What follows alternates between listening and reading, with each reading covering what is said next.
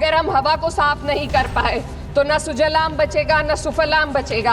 आज वंदे मातरम को बुनियाद बनाकर राजनीति की जा रही है। जब जम्मू कश्मीर की एक बच्ची हिंसक अत्याचार का शिकार होती है, जब सत्ता से जुड़े लोगों पर आरोप लगते हैं और कार्रवाई वर्षों लटक जाती है, जब उन्नाव की पीड़िता लखनऊ के दरबार में इंसाफ को लेकर अपनी जान देने पर आमादा होती है, जब बिल्किस बानो के अपराधियों का सरकार के लोग द्वारा स्वागत किया जाता है, तो ये घटनाएं वंदे मातरम की आत्मा पर चोट पहुंचाती है। धन्यवाद अध्यक्ष महोदया। आज हमारे राष्ट्रगीत के 150 वर्ष पूरे होने पर हो रही महत्वपूर्ण चर्चा में गर्व के साथ एक भारतीय होने के नाते मैं अपने विचार रखना चाहती हूँ। सदन में इतिहास को तोड़ मरोड़ कर पेश करके फिर से मुस्लिम तुष्टीकरण के नाम पर भारतीय मुसलमानों को कटघरे में खड़े करने की कोशिश की जा रही है। लेकिन मैं सदन में बताना चाहूँगी कि हम भारतीय मुसलमान जिन्ना के आह्वान को ठुकराकर अपने इस प्यारे वतन की मिट्टी के साथ मजबूती से जुड़े रहे। हमने महात्मा गांधी, बाबा साहब डॉक्टर भीमराव अंबेडकर, रविंद्रनाथ टैगोर जी, सुभाष चंद्र बोस जी, मौलाना अबुल कलाम आज़ाद, अशफाक उल्लाह खां साहब के विचारों को अपनाया। हम भारतीय मुसलमान इंडियंस बाय चॉइस हैं, बाय चांस नहीं। वंदे मातरम के किन छंदों को राष्ट्रगीत के तौर पर अपनाया जाए, यह फैसला सर रविंद्रनाथ टैगोर और सुभाष चंद्र बोस जी जैसे नेताओं के परामर्श के बाद हुआ। क्या अब हम उन महान नायकों की समझ पर प्रश्न चिन्ह उठाएंगे, उन्हें देश को बांटने वाला और तुष्टीकरण करने वाला कहने का पाप करेंगे? उन महान हस्तियों ने वंदे मातरम के उन छंदों को अपनाया जिन्होंने देश के हर वर्ग, हर धर्म के मानने वालों को एक सूत्र में पिरोने का काम किया।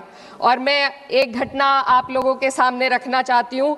वर्ष 1998 में उत्तर प्रदेश सरकार के मंत्री रविंदर शुक्ला जी ने स्कूलों में राष्ट्रगीत को गाना अनिवार्य कर दिया था। लेकिन तब के तत्कालीन प्रधानमंत्री अटल बिहारी वाजपेयी जी ने, जो उस समय लखनऊ के दौरे पर थे, उत्तर प्रदेश सरकार के इस फैसले पर नाराजगी जताई और यूपी सरकार ने राष्ट्रगीत को अनिवार्य करने वाले मंत्री को बर्खास्त कर दिया था। अब मैं सत्ता पक्ष से सवाल करना चाहूंगी।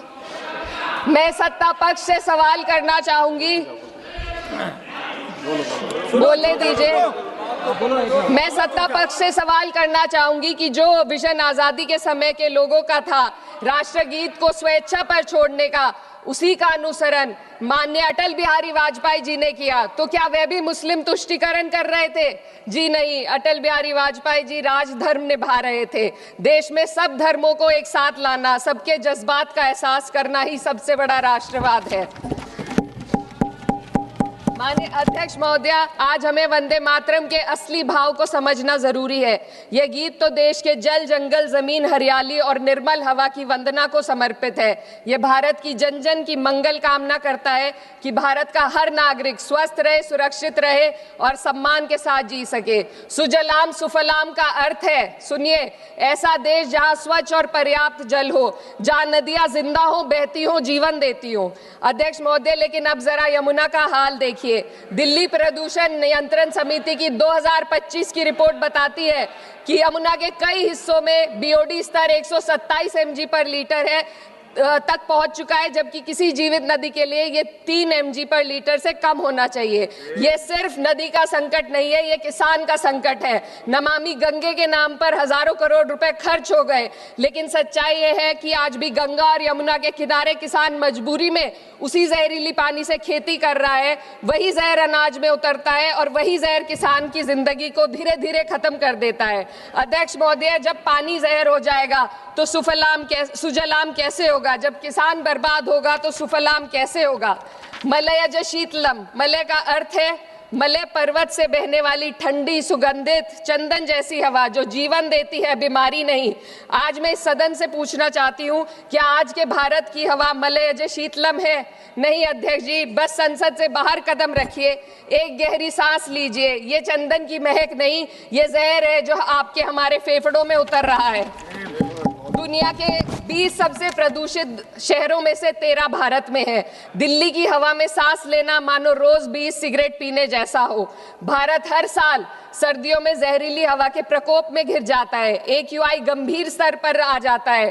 ठंडी हवा का सपना अब gas chamber, ma'am 2 minutes, gas chamber की हकीकत बन चुका है। हम वो देश हैं जहां सरकार प्रकृति पर बने गीत का मान मर्दन तो करती है, पर उसी प्रकृति, जंगल, हवा, पेड़ को बचाने वाले कानूनों को धीरे धीरे खुद ही खत्म कर रही है। ये है आज के हमारे मलयज शीतलम की अफसोसजनक सच्चाई।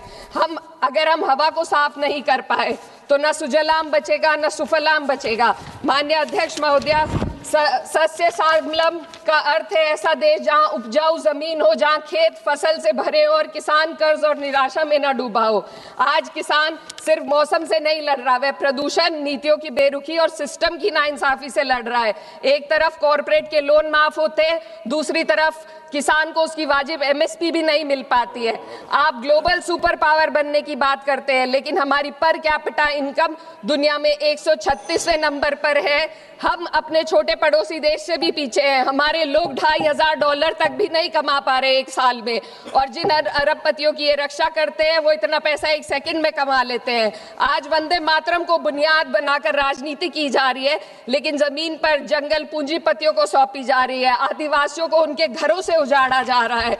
मातरम में जो मात्रा माता है वे सिर्फ मातृभूमि की वंदना नहीं, वे इस धरती की हर नारी, वे इस देश की हर बेटी, हर महिला के सम्मान की बात भी करता है। लेकिन आंकड़े अगर आप देखेंगे, NCRB की हाल की रिपोर्ट के अनुसार, मैम जसवंत के अनुसार देश में हर वर्ष लगभग 30,000 से अधिक बलात्कार हो रहे हैं। यानी एक दिन में 80 से अधिक महिलाएं यौन हिंसा का शिकार होती हैं, और ये सिर्फ दर्ज मामले हैं।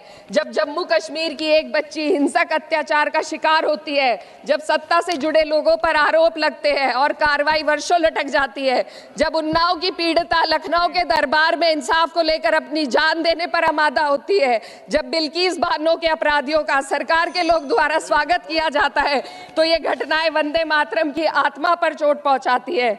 मैं अध्यक्ष महोदया बस यही कहना चाहती हूँ अपनी बात को अंत में रखते हुए कि वंदे मातरम सिर्फ अतीत की ललकार नहीं, ये वर्तमान की जिम्मेदारी है। ये आत्म मंथन की घड़ी है। यही समय है कि हम वंदे मातरम को सिर्फ नारा नहीं, नीति और जिम्मेदारी बनाएं। और अपने जज्बात को मैं आलमा इकबाल साहब के तराना हिंद के साथ इस सदन में रखना चाहती हूँ कि सारे जहां से अच्छा हिंदुस्तान हमारा, हम बुलबुले हैं इसके, ये गुलसिता हमारा, मजहब नहीं सिखाता आपस में बैर रखना, हिंदी है हम, वतन है हिंदुस्तान हमारा। श्रीमती लवली आनंद।